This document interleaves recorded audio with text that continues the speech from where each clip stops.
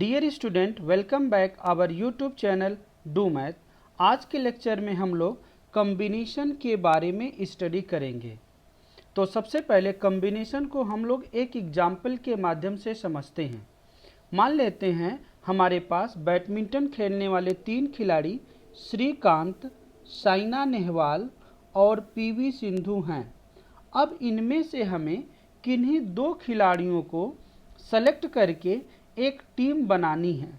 तो सबसे पहली टीम हम लोग 2 खिलाड़ियों को सेलेक्ट करके बना सकते हैं, श्रीकांत और साइना नेहवाल को। दूसरी टीम हम लोग सेलेक्ट करके 2 खिलाड़ियों को बना सकते हैं, साइना नेहवाल और पीवी सिंधु को। और तीसरी टीम हम लोग बना सकते हैं यहाँ पर श्रीकांत और पीवी सिंधु को लेकर के। यहाँ पर हम लोग देख रहे हैं खिलाड़ियों का ऑर्डर इम्पॉर्टेंट नहीं है टीम के सिलेक्शन के लिए। तो यहाँ पर 3 सिलेक्शन हो रहे हैं टीम के। पहले टीम के सिलेक्शन में आ रहे हैं श्रीकांत और साइना नेहवाल, और दूसरे टीम में आ रहे हैं साइना नेहवाल पीवी सिंधु, और तीसरी टीम का जो सिलेक्शन हो रहा है वो हो रहा है श्रीकांत और पीवी सिंधु। मतलब 3 तरीके से हम इन खिलाड़ियों का सिलेक्शन कर सकते हैं। और इन्हीं सिलेक्शन को, जो डिफरेंट टाइप ऑफ सिलेक्शन हम लोग बना रहे हैं, और इन्हीं सिलेक्शन को हम लोग बोलते हैं कॉम्बिनेशन। मतलब हमारे पास 3 डिफरेंट खिलाड़ी थे, 3 डिफरेंट खिलाड़ी में से हम किन्हीं 2 खिलाड़ियों को सेलेक्ट करके 3 डिफरेंट सिलेक्शन बनाएं, और इन्हीं डिफरेंट सिलेक्शन को कॉम्बिनेशन कहा जाता है। Now definition of combination: each of different selections which can be made by taking some or all of a member of things at a time irrespective of the order is called a combination। इसका मतलब है अगर हमारे पास n different things दिए गए हों, उनमें से कुछ या सभी थिंग्स को लेकर के जो डिफरेंट सेलेक्शंस बनाए जाते हैं, उन्हीं डिफरेंट सेलेक्शन को कॉम्बिनेशन कहा जाता है।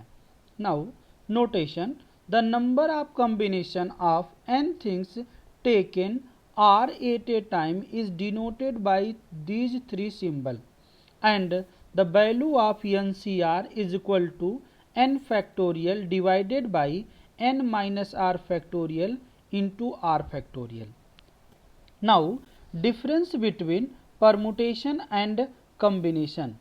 तो दोनों के बीच का जो डिफरेंस है परमुटेशन और कॉम्बिनेशन, इसे भी हम एक एग्जाम्पल के माध्यम से समझेंगे। तो एग्जाम्पल के माध्यम से हम लोग इसे समझेंगे। सपोज करते हैं हमारे पास 3 letter A B C given that हैं, और इनमें से किन्हीं 2 को लेकर के हमें परमुटेशन बनाना है और कॉम्बिनेशन बनाना है। तो यहाँ पर गिवन दैट है n is equal to 3 and r is equal to 2। तो हम लोग पिछले लेक्चर में परमुटेशंस के बारे में पढ़ा था कि परमुटेशन अगर हमारे पास n ऑब्जेक्ट हैं, n ऑब्जेक्ट में से r ऑब्जेक्ट लेकर के अगर हम डिफरेंट अरेंजमेंट बनाते हैं एक डिफिनिट ऑर्डर में, उन्हीं डिफरेंट अरेंजमेंट को कहा जाता है परमुटेशन। तो हमारे पास यहाँ पर 3 ऑब्जेक्ट हैं, और 3 ऑब्जेक्ट में से किन्हीं 2 ऑब्जेक्ट को लेना है। तो पहला हम अरेंजमेंट बना सकते हैं ए बी, ऑर्डर को भी कंसीडर करना है तो बी ए, फिर बना सकते हैं बी सी, फिर हो सकता है सी बी, फिर हो सकता है ए सी, और हो सकता है सी ए। इसका मतलब 6 डिफरेंट अरेंजमेंट्स हम लोग बना सकते हैं, और यहाँ पर कोई भी ऑब्जेक्ट रिपीट नहीं कर रहा है। तो यहाँ पर 6 अरेंजमेंट बनेंगे, और इन्हीं 6 अरेंजमेंट को कहा जाता है परमुटेशन। अब हम आते हैं कॉम्बिनेशन पर। तो कॉम्बिनेशन हम लोगों ने क्या पढ़ा कि अगर हमारे पास n ऑब्जेक्ट हो, तो n ऑब्जेक्ट में से r ऑब्जेक्ट को अगर हमें सेलेक्ट करके जो डिफरेंट सिलेक्शन बनाते हैं, उन्हीं डिफरेंट सिलेक्शन को कहा जाता है कॉम्बिनेशन। और कॉम्बिनेशन में ऑर्डर को कंसीडर नहीं करते हैं। तो यहाँ पर जो कॉम्बिनेशन बनेगा, सिलेक्शन बनेगा, पहला सिलेक्शन होगा ए बी, दूसरा होगा बी सी, और तीसरा होगा सी ए। तो यहाँ पर हम लोग देख रहे हैं 3 सिलेक्शन मतलब 3 कॉम्बिनेशन बन रहे हैं। इसका मतलब ये हुआ कि there is major the difference between the permutation and combination. Permutation में हम लोग आर्डर को कंसीडर करते हैं, बट द कम्बिनेशन में हम लोग आर्डर को कंसीडर नहीं करते हैं। Now some theorems on combination. The first theorem is the value of NCR is equal to NCN-R। तो इसे हम बहुत सिंपल तरीके से डिफिनीशन को अप्लाई करके प्रूव कर सकते हैं। The value of NCR, this is n factorial divided by n minus r factorial into r factorial. तो यहाँ से हो जाएगा NCN-R, this is equal two factorial n upon n minus r factorial into n minus r factorial. जब आप इसे solve करेंगे तो हो जाएगा n factorial divided by r factorial n minus r factorial, और ये वैल्यू इक्वल हो जाती है NCR की। Now the second theorem is if NCX is equal to NCY and X not is equal to Y, then X plus Y is equal to N। इस theorem को proof आप first theorem का apply करके इस theorem को proof कर सकते हैं। अब हम इस थियरम को अप्लाई करते हैं। फर्स्ट पार्ट में गिवन दैट है NC18 this is equal to NC12। Here 18 is not is equal to 12। इसका मतलब x not is equal to y, therefore x plus y is equal to n। तो यहाँ पर हो जाएगा x की वैल्यू 18 है और y की वैल्यू 12 है, तो 18 प्लस 12 ये हो जाएगा n। तो n की वैल्यू हमें मिल जाएगी 30। तो हमें कैलकुलेट करना है 32Cn, इसका मतलब 32C30। तो 32C30 को आप सॉल्व कर लेंगे तो इसका आंसर मिल जाएगा। सिमिलरली आप सेकेंड पार्ट को खुद से सॉल्व करेंगे। Now next third theorem, this result is called the Pascal rule. The value of this is NCR plus NCR minus 1, this is equal to n plus 1 CR। तो इसे याद कैसे रख सकते हैं, यहाँ पर हम देख रहे हैं दोनों की वैल्यू n सेम है और यहाँ पर दोनों में एक का डिफरेंस है, और इसकी वैल्यू होती है, एक वैल्यू यहाँ प्लस हो जाएगी तो ये वैल्यू हो जाती है n प्लस 1, और इन दोनों वैल्यू में जो वैल्यू मैक्सिमम है वो वैल्यू यहाँ पर आ जाती है। तो this is called the Pascal rule. अब पास्कल रूल का अप्लाई करके इस एग्जाम्पल को हमें सॉल्व करना है। हमें वैल्यू निकालनी है 47C4 plus summation r is running from 1 to 5 32 minus r C3। इसकी वैल्यू निकालने के लिए सबसे पहले हम इसे एक्सपेंड करेंगे। तो r की वैल्यू अगर हम लोग 1 पुट करते हैं तो ये मिलेगा, 2 पुट करेंगे तो ये मिलेगा, 3 पुट करेंगे तो ये मिलेगा, और 4 पुट करेंगे तो ये वैल्यू मिलेगी, और 5 पुट करेंगे तो ये वैल्यू मिलेगी। और ये वैल्यू 47C4 की पहले से दिया हुआ है। अब हम लोग इन दोनों में अप्लाई करते हैं रिजल्ट पास्कल रूल। यहाँ पर देख रहे हैं 47C3 47C4, तो n सेम है और यहाँ पर एक का डिफरेंस है, तो इसकी वैल्यू हो जाएगी 47 में एक प्लस होगा तो ये हो जाएगा 48C, और 3 और 4 में मैक्सिमम वैल्यू 4 है तो इसकी वैल्यू आ जाएगी 48C4। अब इन दोनों में फिर से पास्कल रूल अप्लाई होगा और इन सब की वैल्यू ऐसे ही पड़ी रहेगी 41C3 plus 50C3 plus 49C3 plus, इन दोनों में जब पास्कल रूल लगेगा एक वैल्यू प्लस होगी, this will become 49C4 maximum value. फिर अगेन यहाँ पर पास्कल रूल लग जाएगा तो हो जाएगा 51C3 प्लस 50C3 प्लस एक वैल्यू प्लस होगी तो हो जाएगा 50, इन दोनों में मैक्सिमम वैल्यू 4 तो 50C4। अगेन इन दोनों में पास्कल रूल लगेगा तो हो जाएगा 51C3 प्लस इनका प्लस होगा 1 तो 51C4। तो यहाँ पर इन दोनों में भी पास्कल रूल अप्लाई होगा तो 51 1 प्लस हो रहा है, तो यहाँ पर हम लोग देख रहे हैं 52C, इन 3 and 4 में मैक्सिमम वैल्यू 4, तो इसका आंसर आ जाएगा 52C4। Now next theorem, if n and r are positive integer such that this condition satisfy, then the value of ncr divided by ncr minus 1, this is equal to n minus r plus 1 divided by r, and the value of ncr divided by n minus 1 cr minus 1, this is equal to n divided by r। तो यहाँ पर हम लोग देख रहे हैं numerator और denominator में r के वैल्यू में एक डिफरेंस है, और दूसरे रिजल्ट में हम लोग देख रहे हैं n में भी एक डिफरेंस है और r में भी एक डिफरेंस है। फॉर एग्जांपल, अगर हमें कैलकुलेट करना हो 120C30 अपान 120C29, तो यहाँ पर हम लोग देख रहे हैं n is equal to given that है 120 और r की वैल्यू गिवन दैट है 30, तो इसकी वैल्यू हो जाएगी n minus R plus 1 divided by r। इसका मतलब n की value 120 minus 30 plus 1 divided by r, r is equal to है 30। तो आप इसे सॉल्व करेंगे तो इसकी वैल्यू मिल जाएगी।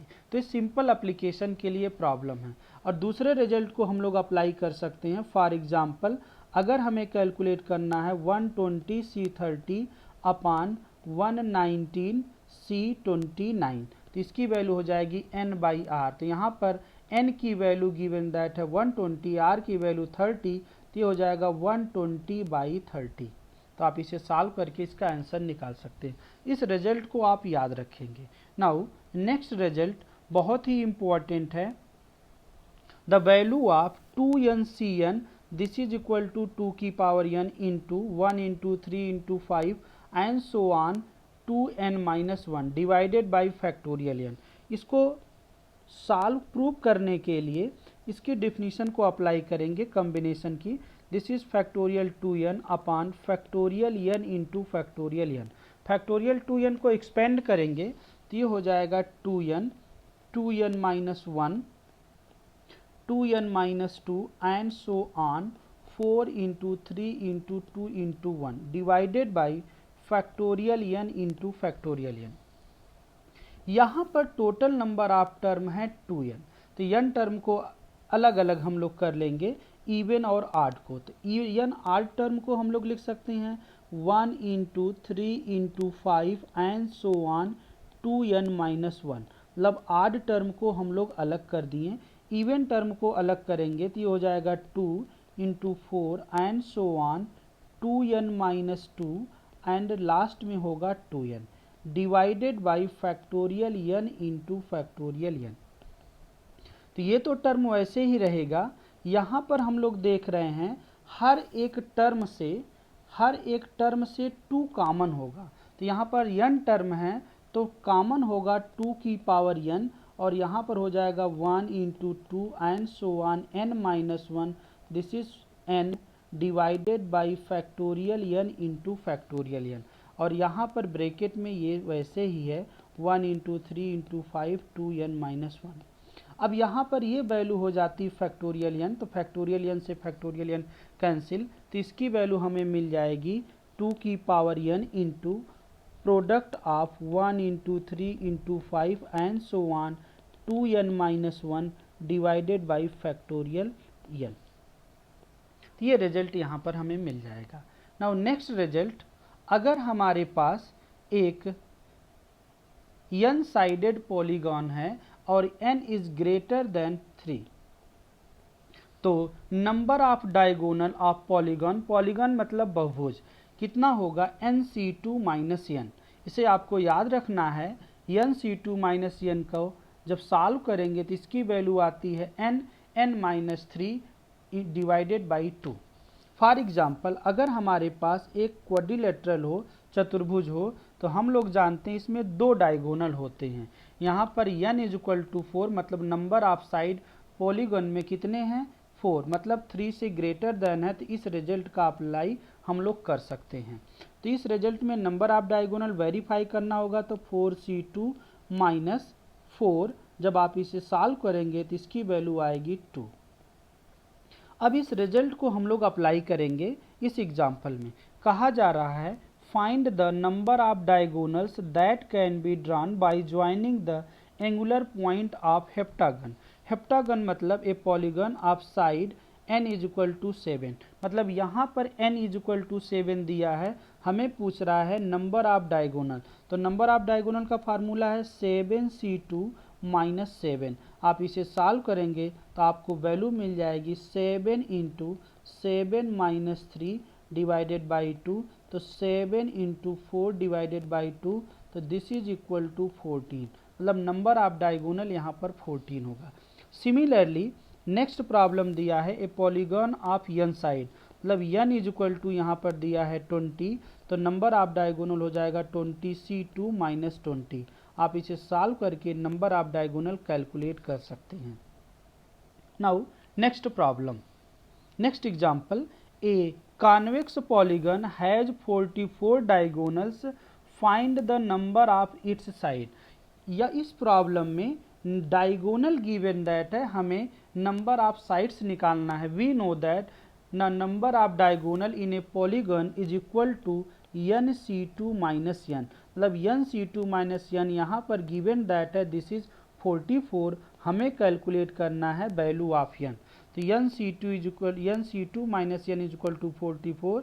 जब आप इसे सॉल्व करेंगे तो एक क्वाड्रेटिक इक्वेशन मिलेगा n square minus 3n minus 88 is equal to 0। After factorisation the value of n is equal to 11 and l is equal to -8। तो -8 तो साइड नहीं हो सकते हैं, इस वजह से n इज इक्वल टू 11। इसका मतलब पॉलीगन हैज़ 11 साइड्स।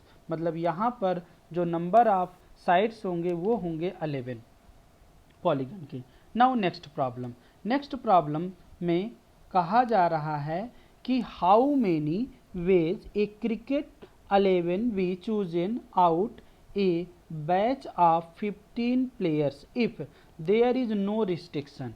मतलब यहाँ पर हमें एक क्रिकेट टीम सेलेक्ट करनी है और हम जानते हैं क्रिकेट टीम में कितने खिलाड़ी होते हैं, 11 होते हैं। तो यहाँ पर हमारे पास n is equal to 15 given that है और हमें जो सेलेक्ट करने 15 में से 11 खिलाड़ियों को सेलेक्ट करना है। पहली कंडीशन यहाँ पे कही जा रही है there is no restriction of the selection. मतलब 15 खिलाड़ी हैं, 15 में से हमें 11 को सेलेक्ट कर देना है, तो इसकी वैल्यू हमें मिल जाएगी, यही आंसर होगा। दूसरे में कहा जा रहा है a particular player is always chosen. मतलब एक खिलाड़ी हमेशा टीम में रहेगा। इसका मतलब हमें जो सिलेक्शन करना होगा 11 खिलाड़ियों का नहीं करना होगा, 10 ही खिलाड़ियों का करना होगा, क्योंकि एक प्लेयर है जो पर्टिकुलर, सपोज कर लेते हैं टीम का कैप्टन, टीम का कैप्टन तो खेलेगा ही, इस वजह से हमें एक खिलाड़ी का सिलेक्शन नहीं करना होगा। तो एक खिलाड़ी का सिलेक्शन नहीं करना होगा तो हमें 10 खिलाड़ियों का सिलेक्शन करना होगा। और कितने खिलाड़ियों में से करना होगा, 14। मतलब एक खिलाड़ी यहाँ पे कम हो जाएगा और एक खिलाड़ी यहाँ पर कम हो जाएगा। मतलब पर्टिकुलर खिलाड़ी पहले से ही सेलेक्ट हो गया। इसका मतलब हमें 14 खिलाड़ियों में से 10 खिलाड़ियों का सिलेक्शन करना है। तो इसका आंसर हो जाएगा 14C10। ये हो जाएगा सेकेंड का answer. Now third part, a particular player is never chosen. मतलब कोई खिलाड़ी मान लेते हैं चोटिल हो गया तो उस खिलाड़ी का सिलेक्शन नहीं करना है। तो हमारे पास कितने खिलाड़ी बचे, 14। और 14 में से हमें सेलेक्ट कितने खिलाड़ियों को करना है, 11। मतलब 11 खिलाड़ियों को हमें क्या करना, सेलेक्ट करना है। तो इसका आंसर हो जाएगा 14C11। ये हो जाएगा थर्ड का answer. Now next example, a group consists of 7 boys and 4 girls. How many ways can a team of 5 member be selected if the team has no girl? यहाँ पर हमारे पास 7 बॉयज़ हैं और दूसरा है 4 गर्ल्स हैं। और यहाँ से हमें क्या करना है, एक टीम सेलेक्ट करना है और टीम में 5 मेंबर होना चाहिए। पहले कंडीशन में कहा जा रहा है कि नो गर्ल्स। मतलब जितने भी 5 मेंबर का सिलेक्शन हमें करना है, ये 5 मेंबर का सिलेक्शन हमें कहाँ से करना होगा, केवल बॉयज़ में से। तो ये हो जाएगा पहले का आंसर 7C5, मतलब यहाँ पर हमें मिल जाएगा 7C5।